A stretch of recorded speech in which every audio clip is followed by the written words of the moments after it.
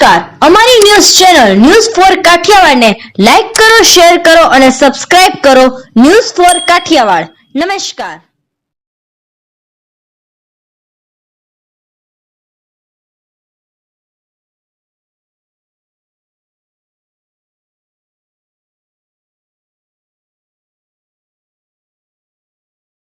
પૂર્વ પ્રવાસન મંત્રી જવાહર ચાવડાનો પત્ર સોશિયલ મીડિયામાં વાયરલ થયો હતો. પત્રમાં જિલ્લા ભાજપના પ્રમુખ કિરીટ પટેલ અંગે અનેક સવાલો ઉઠાવાયા હતા. પત્રમાં જિલ્લા ભાજપ પ્રમુખ કિરીટ પટેલ છેલ્લા 9 વર્ષથી હોદ્દા પર હોય અને એકથી વધુ હોદ્દા પર રહ્યા હોવાનો ઉલ્લેખ કરાયો હતો. જિલ્લા કાર્યાલયનું બાંધકામ પણ નિયમ વિરુદ્ધ કરેલ હોવાનો પત્રમાં ઉલ્લેખ કરાયેલ.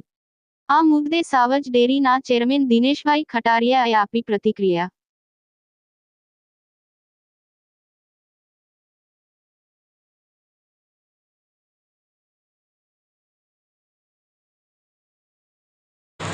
ત્રણ હોદ્દાની વાતમાં અત્યારે જિલ્લા ભાજપના પ્રમુખ તરીકે કિરીટભાઈ છે. એક વખત હતા, બીજી વખત એને રિપીટ કરવામાં આવ્યા છે. એમની કામગીરીને જોઈને રિપીટ કરવામાં આવ્યા છે.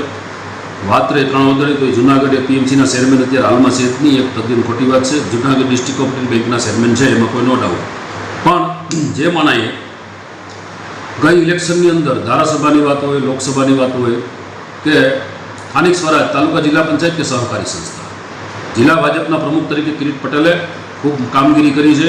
એના માટે સહકારી તમામ સહકારી સંસ્થાઓ આજે ભાજપ પાસે છે. એમાં જો કોઈને શ્રેય જતો હોય તો જિલ્લા ભાજપના પ્રમુખ તરીકે કિરીટ પટેલને અને અમારા ગુજરાતના પ્રદેશ અધ્યક્ષ સી આર પાટીલ સાહેબને, જેણે પાર્ટીની અંદર સહકારી સંસ્થામાં વીપ આપીને નાના કાર્યકર્તાને સહકારી સંસ્થાની અંદર ચેરમેન કે ડિરેક્ટર બનવાનો કોઈ મોકો આપ્યો તો કિરીટ પટેલે આપ્યો છે. અને અમારું શ્રેષ્ઠ નેતૃત્વ એટલે કે સી આર પાટીલ સાહેબે જે મેન્ડેટની પ્રથા કરી છે, નહીંતર સહકારી સંસ્થા તો હંમેશાના માટે જેમ ઘરની જાગીરો એમ હાલતી હતી, પણ કિરીટ પટેલને અને પાટીલ સાહેબને અનુસરી જાય છે. જી, અને જે જિલ્લા કાર્યાલય છે એનું બાંધકામ નિયમોના આધીન નથી, એના વિશે શું કહે છે? હવે જે તે વખતે જે આજની તારીખે એમ કે પાર્ટીનું બિલ્ડિંગ છે નિયમ વિરુદ્ધનું છે, એણે તારીખ 20/6/2017ના રોજ કોંગ્રેસના ધારાસભ્ય તરીકે જૂનાગઢ જિલ્લાના કલેક્ટરશ્રીને લખીને એવું લખાણ આપ્યું હતું કે આ બિન અધિકૃત રીતે બાંધકામ કરવામાં આવેલ છે.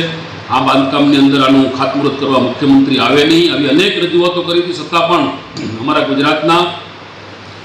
ગુજરાતના મુખ્યમંત્રી શ્રી વિજયભાઈ રૂપાણીએ આ પાર્ટીના કાર્યાલયનું લોકાર્પણ કર્યું હતું. ત્યાર પછી જવાહરભાઈ 2017માં લેટર લખે છે. 2017 પછીથી 2019ની અંદર ભારતીય જનતા પક્ષમાં જોડાય છે અને એ જ કમલમ કાર્યાલયની અંદર જવાહરભાઈ પણ અનેક વખત ફિલ્ડિંગો ભરી ગયા છે, ત્યાં બેઠક કરી છે. ત્યારે એને આ મંત્રી તરીકે ખરેખર યાદ આવવું જોઈએ. આ કાર્યાલયના ડોક્યુમેન્ટ એને કાયમની વાત ઉપર રહેવાનું હતું કે ખરેખર આ બાંધકામ બિન અધિકૃત હોય તો બિન અધિકૃત રીતે જ્યારે અવડી મોટી પાર્ટીનું કાર્યાલય હોય અને એમાં ધારાસભ્ય તરીકે અને કોંગ્રેસમાં હતા ત્યારે ધ્યાન ઉપર આવ્યું હતું. હવે પાછું જ્યારે બધું પૂરું થઈ ગયું, 2019થી માંડીને 2022 સુધી પોતે મિનિસ્ટર રહ્યા, પોતે સત્તાધારી પક્ષમાં રહ્યા, એનો રાજ્યમાં અને કેન્દ્રમાં દબદબો હતો. ત્યારે મિત્રો એને આ પોતાના બિલ્ડિંગની વાત હોય, કિરીટ પટેલના બિલ્ડિંગની વાત હોય કે પછી પાર્ટીના કાર્યાલયની વાત હોય, તો જ્યારે જૂનાગઢની અંદર ભારતીય જનતા પક્ષનું શાસન હોય, કોર્પોરેશન ભાજપનું હોય, પોતે મિનિસ્ટર હોય અને ગુજરાતની અંદર ગુજરાત સરકારની અંદર એમનો 10માં 10 મિનિસ્ટરો જે કેબિનેટ કક્ષાના હોય એમાંનું એમનું સ્થાન હતું, ત્યારે આ જૂનાગઢની પ્રજા માટે સેવા કરી હોત તો અમે એનો વાવ થાબડત એમને બિરદાવત. હવે દાખલા તરીકે જ્યારે આપણે કહીએ કે કોઈ વસ્તુ કાંઈ છે નહીં, ત્યારે અત્યારે વહાણાયું. આ કમલમની અંદર પણ અનેક વખત પગથિયા સીડ્યા છે, બિન અધિકૃત બાંધકામની અંદર હોય કે રેગ્યુલર હોય, કોર્પોરેશનનો વિષય છે. પણ જવાહરભાઈ જો આ વસ્તુ જાણતા હોય તો એને ખરેખર ન કરવું જોઈએ. એટલા માટે કરવું જોઈએ કે એ કાર્યાલયમાં પગ મૂકો. એ કાર્યાલયની અંદર 3-4 વર્ષ સુધી આવ્યા, 3-4 વર્ષ સુધી ગમે અમારા સીએમ આવ્યા હોય કે અમારા કોઈ મિનિસ્ટર કે આવ્યા હોય તો ત્યાં અમને ફિલ્ડિંગ ભરી જ છે, તો ત્યારે આ બધું પડવાની જરૂર હતી.